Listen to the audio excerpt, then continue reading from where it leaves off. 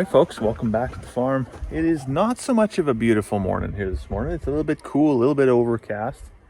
In fact, it was a lot cool. It was about 5 degrees here this morning, Celsius, not Fahrenheit.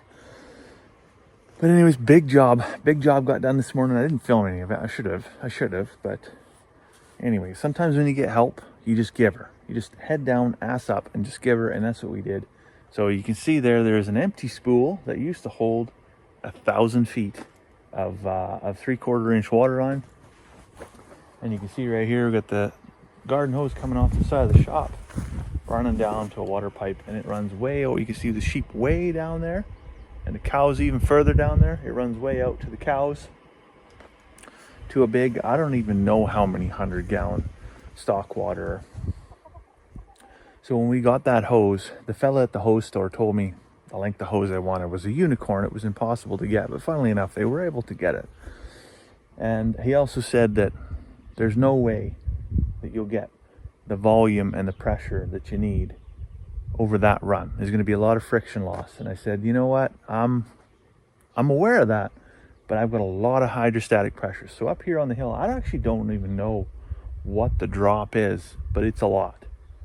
Like it's probably, easily 120 foot drop from here to where that water trough is.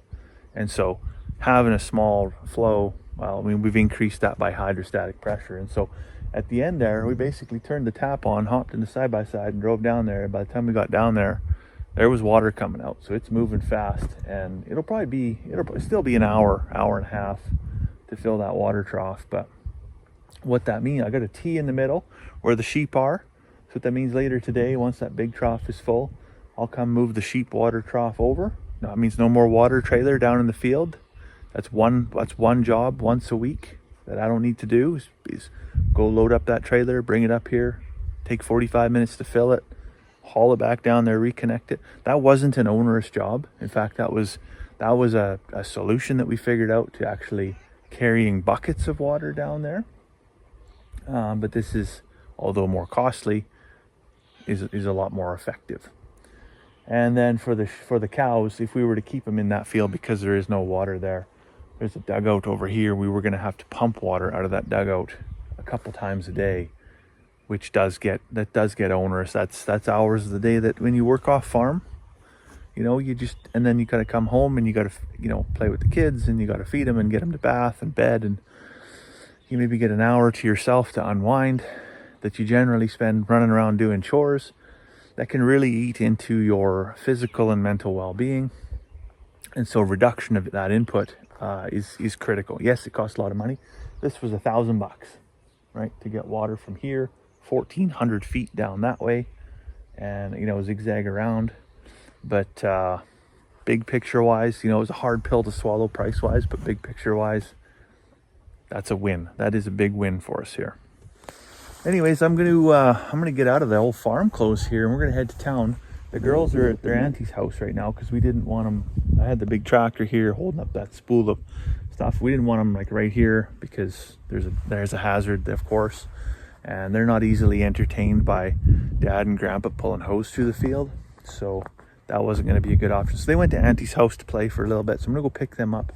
Charlotte's got a birthday party she's gonna go to this afternoon, so we're gonna rip into Beaver Lodge, buy a birthday present for a little friend there. But before the birthday party, we're going to run out to Good Fair. So out in Good Fair, there's a little place called HH Farm Store. We were there last week, 10 days ago, something like that, maybe 2 weeks, I'm not sure. And picked up some cattle panels, 16-foot cattle panels for, I think they were $55 each. Very reasonable, actually cheaper than Grand Prairie for sure. And so they're having their official grand opening today. So we're going to run over there, have a hamburger maybe, and I'm going to pick up some more float valves because I'm actually out of float valves for this mobile portable temporary water situation that we do. And you always want to have 2 or 3 of them around, and the dog just chewed one the other day, so that's I need a new one. Yeah, he thundered. There's no repair in that thing. There's a very simple thing with very few moving parts, and he chewed all of them, so that's fine. I'll get a couple more, support a local business, and help them get off the ground. So hopefully when I'm there, I'll take a little bit of footage and show you around the store, and you can see what's there. Anyways, before I head to town, I'm gonna make up some chicken here in the slow cooker. So what I got is a whole chicken, legs cut off and the breast right here, a couple cloves of garlic, and a whole mess of Cajun seasoning. Gonna chuck a can of Pepsi in there, just for the cooking medium. That'll help sweeten it up. Like a sweet, spicy kind of combination. And chuck that on low and let it cook for supper. I'll probably dice up some potato wedges or something to go with it. It's gonna be amazing.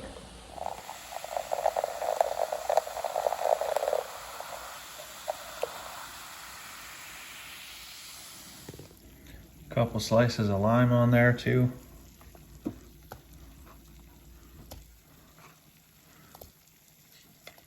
Beautiful.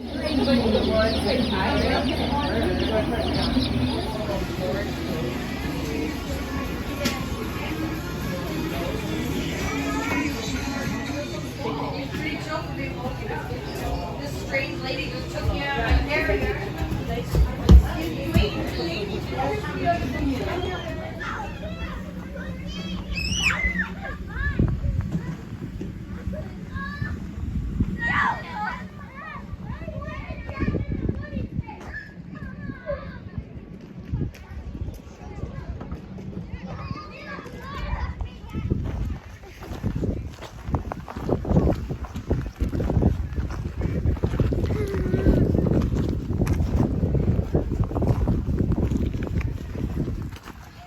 All right, let me tell you, we got a haul from the farm store, didn't we, Charlotte? What did we get? What did we get? Do you remember what we got? Finn, do you remember what we got? Yeah. You do remember? Is it a secret? Yeah. No, it's not a secret. We got a cool welcome to the farmhouse sign. That's what every farmhouse needs. We got a entire cheesecake. That's what definitely what every farmhouse needs. And I got a whole mess of stuff here. Handmade soaps. Bourbon sandalwood. That's a little treat for myself. Lavender lemonade for the wife. Charlotte wanted to buy her mom a fancy cup. Think your mom's gonna like that? I changed my mind. You changed your mind? Yeah. Who do you want to give this to now? Me. Oh, you want to give it to you? Mm-hmm. I had a feeling that's what would happen. What else is in here? What else did we get? We did get something for Mama. We got her some homemade wildcrafted dandelion goat's milk lotion. That's gonna go fantastic. She's gonna love it, isn't she? Yeah. Cheesecake and lotion? Yeah. So there you are. HH Farm Store. If you're ever out in Good Fare, check them out. Today's their grand opening. We had a good hamburger too, didn't we? Yeah. Mm-hmm. That's right. Mine had What? What was wrong with it? there was barbecue sauce. It's barbecue sauce on it. I tried to trick her until it was ketchup, but can't get anything past that kid. Well, we just got home from the HH Farm Store and the birthday party, and come over to check on the big water trough slash two-person swimming pool. But we weren't sure about this drain hole over here, and of course the float, and it looks like, yeah, of course, it looks like that overflow is flowing. So I'm going to shut this off for now. Let the cows drink down a little bit, because we're just watering the lawn out here now. But I'll have to either rotate this a little bit or prop it up on that end just a little bit, so that we don't carry over so much. I think what I might actually do, because we didn't put a garden hose on this end, we just plugged it right into the top of the float, is I might just get a 4-foot or a 6-foot length, and I'll swing that float over here just with a little pony hose, and then we got no overflow, because that's real close. Like, and there's one over here too, so even if I spin it, I might just end up carrying over one other side. So I can tweak it just a touch more though.